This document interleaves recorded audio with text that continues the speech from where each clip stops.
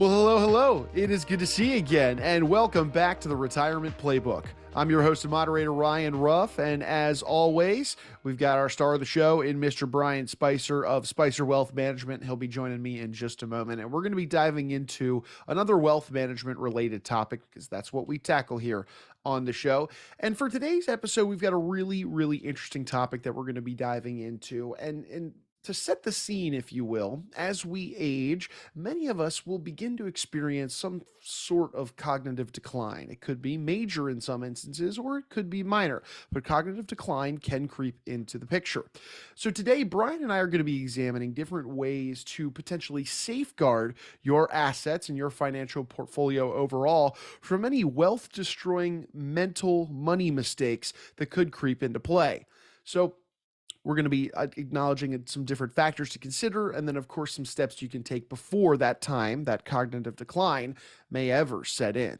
So, with that being said, let's go ahead and bring Bryon on and get right into it. Bryon, it's good to see you this morning. How are you doing, sir? Good, Ryan. Good to see you. Yeah, always good to be with you, Bryon. I know this is a really big topic and just a general theme of a lot of conversations that you have with your clients over at Spicer Wealth Management. And Bryon, let's just start at a high level here to open up the dialogue today. I think it's tough to admit it, frankly, but the fact is that many people do lose their ability to make well-informed financial decisions over time, don't they? I mean, set the scene for us, if you will, on this. Yeah, unfortunately, age is not a friend of ours. It's a foe for all of us. And, there's been a lot of research done in this topic and we'll kind of delve into that as we go through this. But it's not a question of do we lose our cognitive abilities? It's a question of when does it start? Most people hit their peaks as far as financial decisions in their early 50s, mid 50s, but then it kind of hits the apex and it starts to decline. And there's a lot of studies done as a result of that. But it's very, very important to make sure that while we have our abilities to make legally binding decisions for ourselves, we want to be able to make sure that we've got the proper documentation in play to be able to handle whatever the situation may be. And that's kind of what this topic's about. Yeah, Bryon. Do you ever find, I mean, it's kind of staying high level here, have you seen firsthand, what a loss of that mental sharpness can mean when it comes to those financial matters and making the decisions around our wealth overall?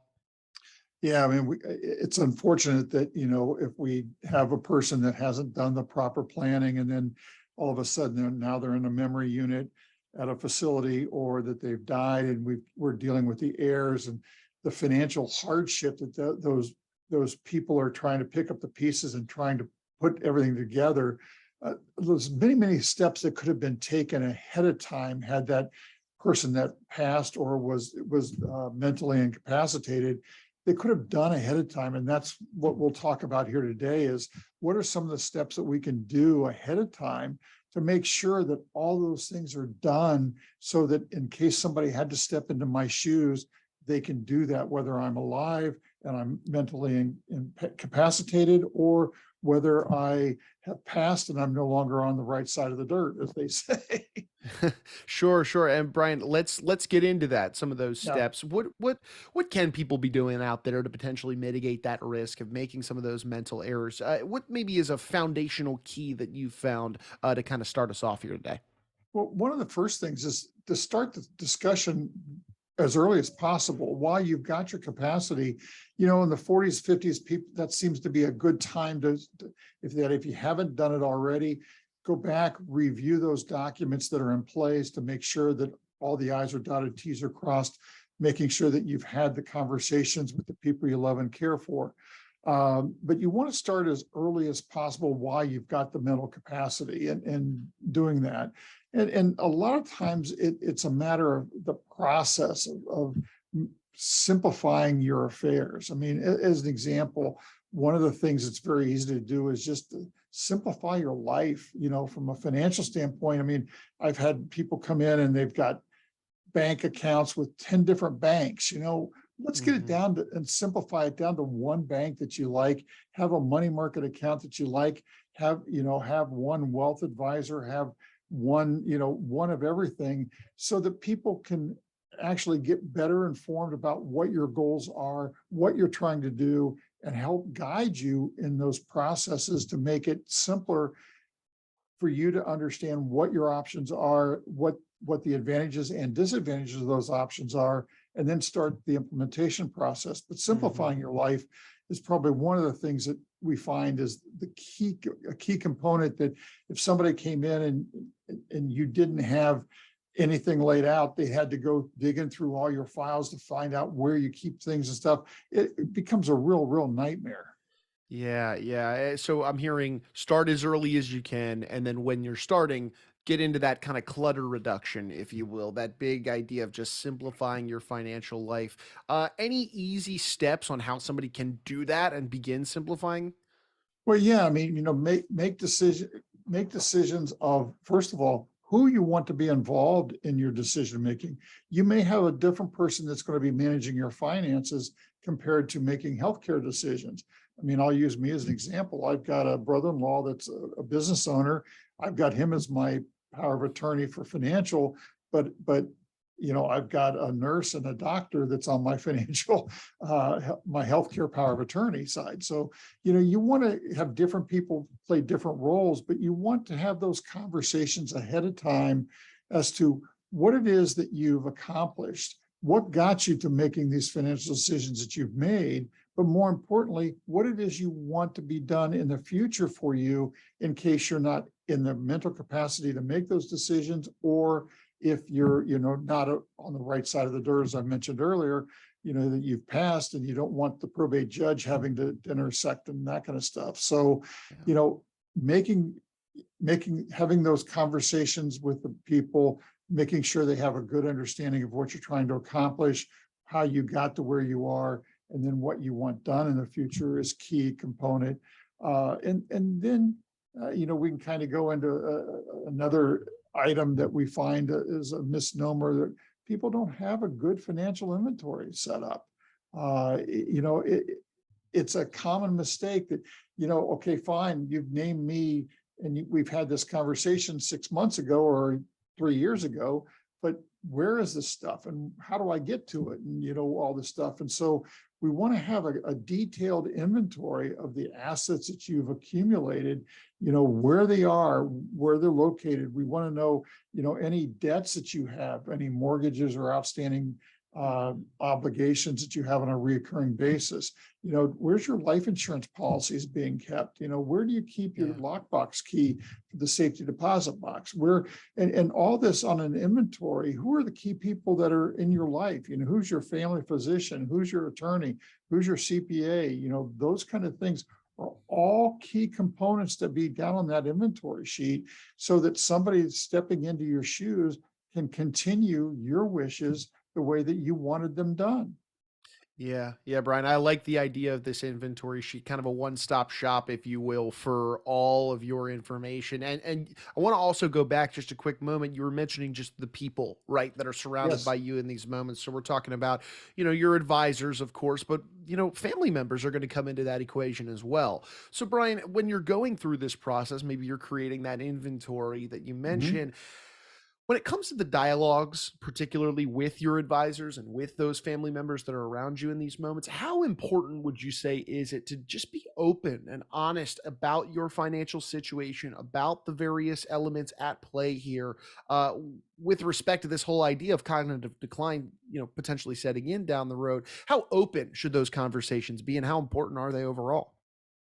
Brian, they should be as candid as you can make them. And I can't stress that enough, because the more detail that they have as to why you've accomplished what you've accomplished, but more importantly, what you want done and why you want that done, is going to help them make those decisions a lot easier, instead of it being, well, he talked about this, then he went to this and he went to that. And you don't want that ambiguity in play. You want it to be very cut and dry, and you want it to be as candid as possible, so that it doesn't matter what the person that you're entrusting, what their goals and objectives are. You want to make sure they understand what your goals and objectives are and what you want done in case something happens, so that they can carry out your wishes the way that you would have done it had you had the ability in the future to do that.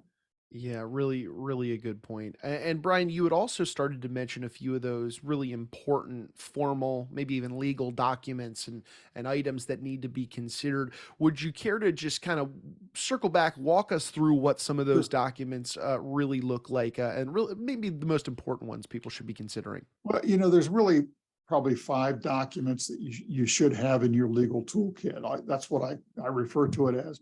I mean, a lot of people may have a will, but it was written way back when the kids were born, and God knows it's never been seen the light of day.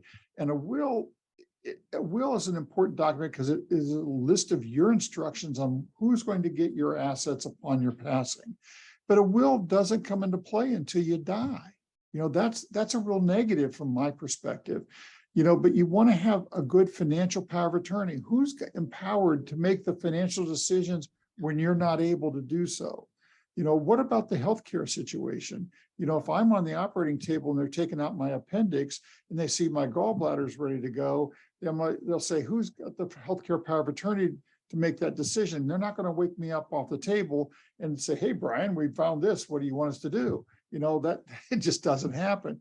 And then what extraordinary means do we want to carry out if you're on end of life issues, like, a living will document? In some states, they have that as a separate document. Other states, they combine it with the healthcare power of attorney. But that's, the Terry Schiavo case in Florida was a big eye opener for a lot of people. But what extraordinary means do I want to have? Do I want the respirator? Do I want extraordinary means to keep me alive? Do I want to pull the plug? What quality of life do I want to have? And I want to make sure that somebody really understands that and has the power to do that. So a living will is very important.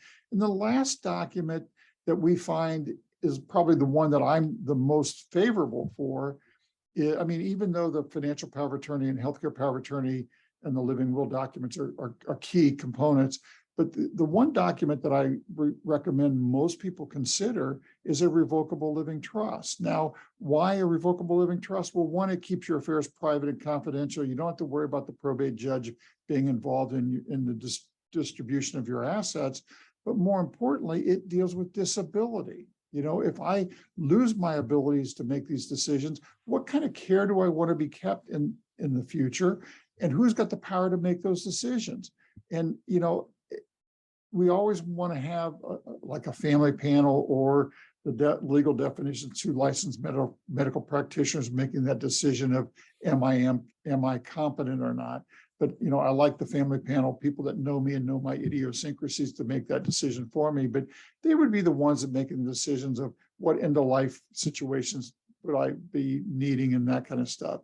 But those are the main key component legal documents that we would recommend people to consider having in their toolkit, so that they know that these are the people that are important to me.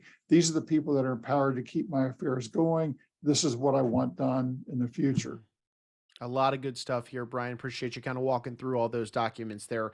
Bryon, on this show, we obviously talk a lot about the strategies, the solutions, the good stuff, right? But at the same time, it's equally as important to also analyze some of the mistakes that are made along the way by folks out there, because obviously there's value that can be taken from those Yes. lessons. So, Bryon, with respect to smart money moves to make, while you're still mentally sharp, are there any steps that you find that people may overlook or make a mistake on? Maybe they don't implement them as well as they could if they had the right, guidance along the way.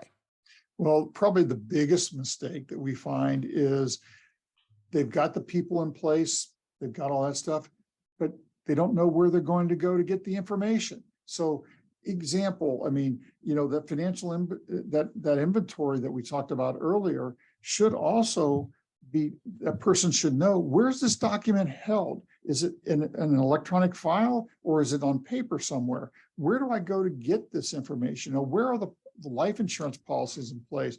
Where are the annuity policies in place? Where, who are the people that are your advisors, your attorney, your CPA, your physician? Who are those people in play, so that we can have a conversation with them in addition to finding the documents. But we find people do a good job of identifying who should be carrying and have the power to be able to do these decisions, but then they don't tell them where the information is.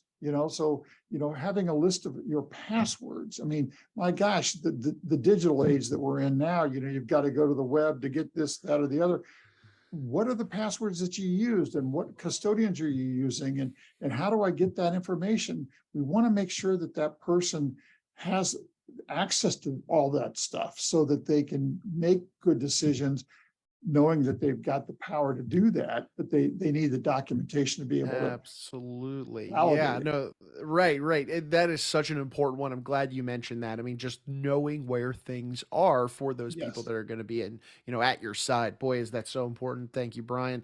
So, Bryon, as we're kind of bringing our conversation to a head here today, the Mhm. bottom line is that there is good news, right? There's so much that people can be doing right now, in fact, to set themselves up for success should that day of cognitive decline creep into the picture. So, Bryon, if you want to just kind of bottom line it for us one more time surrounding this idea of, hey, there are things that you can be doing. It can be done now. Any final messages for our audience before we sign off today? Well, as I mentioned, time is not a friend, it's a foe, because as we're all getting older, it's inevitable that we're all going to face that situation where we're just not as sharp as what we used to be in managing our finances and making decisions. We may be a little slower in how we're doing that. And you want to start as young as possible in making sure that all the I's are dotted, T's are crossed in all of your affairs, to make sure that you've got the right people handling the right decisions, knowing the way that you want it done in the future, and they're going to carry out your wishes. And the earlier we can get that done, the better, because unfortunately, we're just not all, I mean, time is a villain to us, Yeah, and we're yeah. all going to be facing some sort of cognitive decline at some point during our aging process. And it's just better to get it done while we do have the faculties to be able to make those decisions. Sure. And Bryon, we didn't necessarily mention this, but I think it's worth calling attention to is the fact that there's a lot that goes on in this process, right? It can be a little daunting to take that first step for somebody that may not have been actively drawing up a will, going through some of these Mhm. processes that are on that inventory sheet you mentioned. So, Bryon, for our audience out there that is hearing today's conversation, they're thinking to themselves, oh, geez, I've got a lot to do, and I got a lot to do now. Sure. Bryon, Yeah. what would be the best way they could reach out to, let's say, you and your team, for a helping hand maybe Sure. in this process, or at least Sure. just guidance along the way? What would be the best way they can get in touch with you guys? We'd be more than happy to have them call our office at 937-426-3836, or go to our website, spicerwealth.com. And, they can get a contact with us that way, and we can help guide them through this whole process, because, whether they work with us as a client or not is not the important part. The important part is that they get their wishes down on paper, and they get a process in place that somebody is going to be able to follow very easily. And we've got all those tools available at our disposal. Agreed. Well, hey, Bryon, look, I appreciate you carving some time out of your day to be with us here on the show today. I know you've got Sure. clients to serve. You're a busy man. We'll let you get back to your day. But appreciate you taking the time, and looking forward to being back with you on the next one. Thanks, Ryan. Appreciate it. Of course, of course. And hey, look, we want to take one final moment here today and thank you guys, and that's our audience, for spending some time with us here on the show today. If you took anything away from today's conversation and you benefited from it in any way, shape, or form, go ahead and subscribe to the show on whichever platform you checked us out on today. That way you never miss out on a future conversation between Bryon and I where we tackle really a big wealth management related topic. And I've said it before on this show, and I'll say it again. We're really just diving into the strategies, the solutions, really the conversations that Bryon is having on a regular basis with his clients over at Spicer Wealth Management, and we're bringing them right here to you guys on this show. So for Bryon, I'm Ryan. We're going to go ahead and say so long, but we appreciate you stopping by and being with us on the Retirement Playbook.